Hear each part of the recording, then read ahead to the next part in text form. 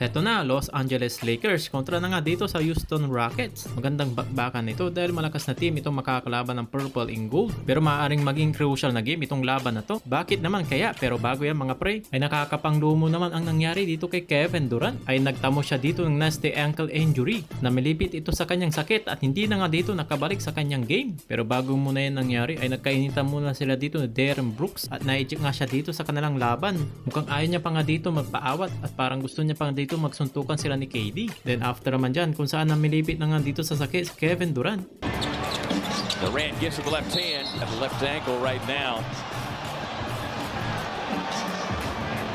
Trying to walk it off, but Numero 1 naman ang Phoenix Suns na isa sa mga pinakamahirap na remaining games after naman nila dito natalo sa Houston Rockets. Makakalaban naman nila dito ang Milwaukee Bucks, Boston Celtics, New York Knicks, Golden State Warriors at Oklahoma City Thunder. 5 malalakas na teams pa makakalaban nila dito ni Kevin Durant. Kailangan pa naman nila dito yung mga panalo ngayon para nga lang dito makapasok sa play-in. Dahil umangat na nga dito sa standings ang Dallas Mavericks. Sa nangyari yan kay Kevin Durant, mukhang ito ng katapusan ng Phoenix Suns. Dahil siguradong hindi nila kakayanin yung mga kanilang next na laban. Dahil napaka-crucial kung mawawalan na nga dito si KD. At 2 weeks na lang ay magsisimula na dito ang play-in tournament. Maaga na rin pinagpahinga si Devin Booker kaysa ma-injured pa. Natulala na lang siya dito sa nangyari. Kaya naman sa huli mga pre ay panalo na nga dito ang Houston Rockets at makakalaban naman nila dito ang Los Angeles Lakers bukas. Sa home court yan ng Crypto Arena mga pre. So ang ibig sabihin yan kapag sa home court ng Los Angeles Lakers ay mas mataas na nga dito ang tsansa na manalo sila. Pero hindi naman natin dito tiyak kung kompleto ba dito ang roster ng Rockets para sa game nila sa Purple and Gold. Dahil meron sila ditong naipanalo na 11 sa laro nila ng 12 dahil mainit itong kanilang mga star player. Katulad na lang dito ni Jalen Green na nag-average siya dito ng 20.2 points at solid impact rin ang ginagawa dito ng Şengün. Sa huling paghaharap naman nila ng Los Angeles Lakers ay tinalo nila ito sa kanilang home court sa 109-104.